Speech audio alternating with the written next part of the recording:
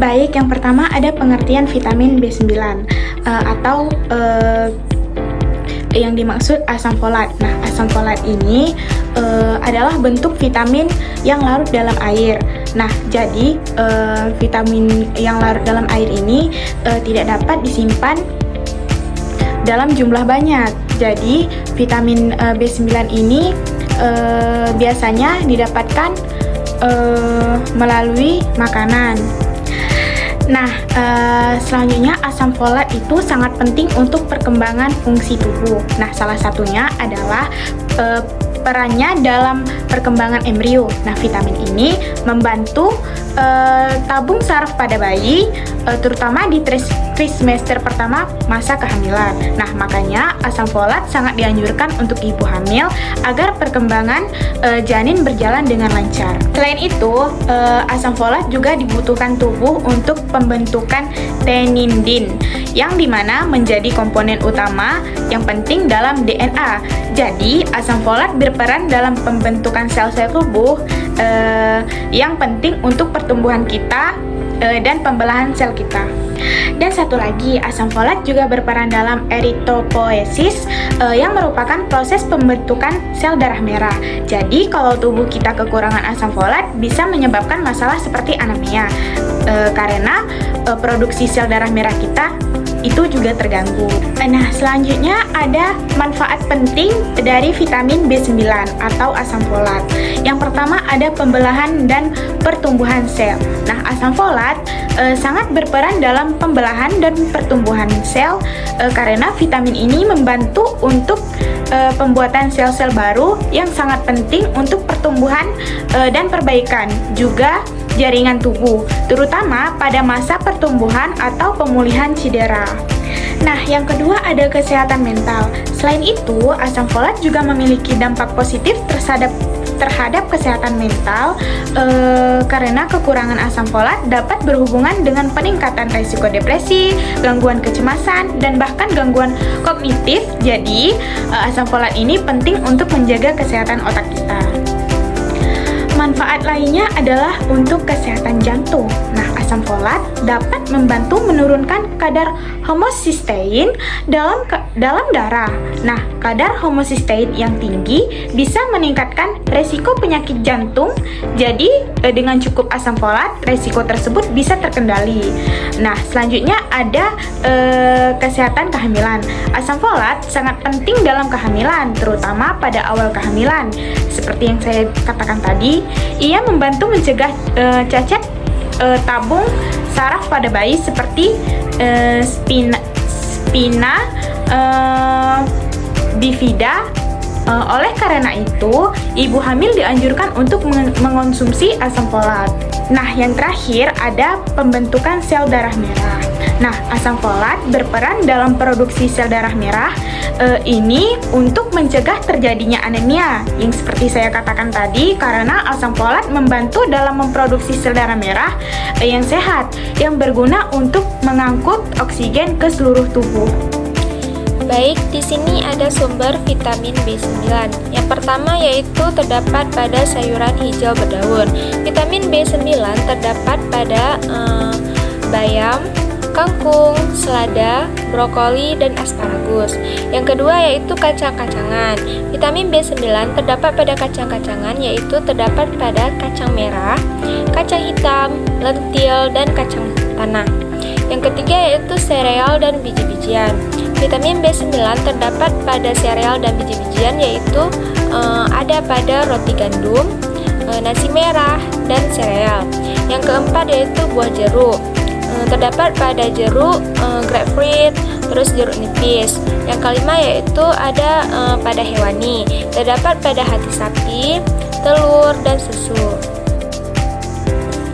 Baik, selanjutnya ada kebutuhan asam folat. Nah, kebutuhan asam folat pada anak-anak usia 1-3 tahun membutuhkan 150 mikrogram per hari. Dan pada anak-anak usia 4-8 tahun membutuhkan 200 mikrogram per hari. Dan pada anak usia 9-13 tahun, pada remaja putri usia 14-18 tahun, pada remaja laki-laki umur 14-18 tahun. bertahun dan juga pada orang dewasa membutuhkan sebanyak 400 mikrogram per hari, dan pada ibu hamil membutuhkan sekitar 600 mikrogram per hari. Juga pada ibu menyusui membutuhkan 500 mikrogram per hari. Baiklah, di sini saya akan menjelaskan tentang asam folat. Nah, asam folat dari makanan sebagian besar bentuknya poliglutamat. Kemudian di usus halus, Y-glutamil hidrolase menghilangkan residu glutamat dari poliglutamat menjadi monoglutamat. Nah, monoglutamat ini kemudian diabsorpsi dalam sel-sel usus melalui proton coupled folate transport atau PCF. Nah, kemudian di dalam sel-sel usus halus, monoglutamat tadi direduksi menjadi 5-metil-tetrahidrofolat ataupun 5-MTHF, bentuk utama yang bersirkulasi. Kemudian 5-MTHF ini masuk ke aliran darah melalui reduced folate carrier ataupun RVC. Nah, kemudian 5-MTHF ini didistribusikan ke seluruh tubuh melalui aliran darah. Kemudian sel-sel yang bisa menyerap folat tadi, dia menggunakan RVC ataupun dengan transport lainnya. Kemudian hati merupakan tempat penyimpanan folat terbanyak. Yang paling banyak merupakan poliglutamat. Kemudian untuk sistem ekskresinya, yang tidak diserap maka akan keluar melalui feses, dan yang untuk yang diserap melalui urin.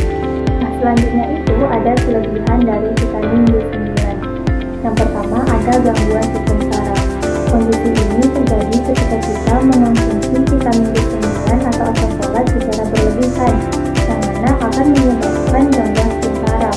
Meskipun jarang terjadi, kelebihan asam folat ini bisa menyebabkan gangguan sistem saraf seperti kejang, kebutuhan, dan masalah kesimpangan.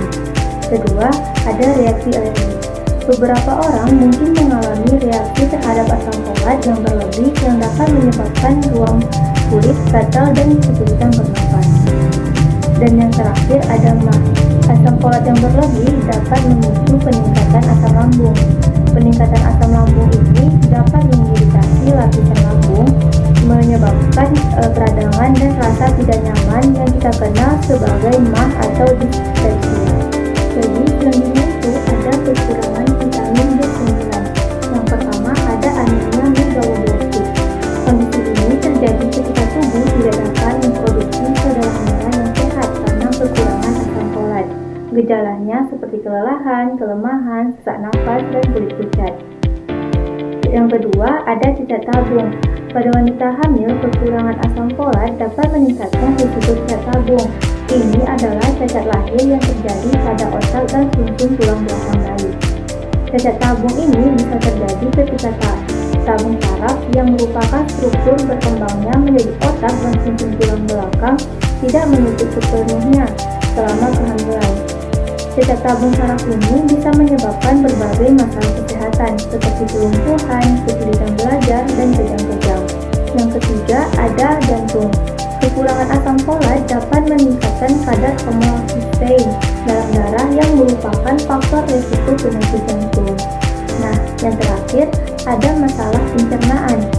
Kekurangan asam folat menyebabkan masalah pencernaan seperti diare, sembelit, dan sakit perut. Jadi dapat disimpulkan bahwa vitamin D merupakan vitamin yang larut air. Vitamin B9 juga dikenal sebagai asam folat, adalah nutrisi penting yang berperan penting dalam pertumbuhan dan perkembangan sel. Terutama selama kehamilan, asam folat membantu mencegah cacat tabung saraf pada janin dan berperan penting dalam menjaga kesehatan jantung, meningkatkan fungsi otak, dan mendukung sistem kekebalan tubuh.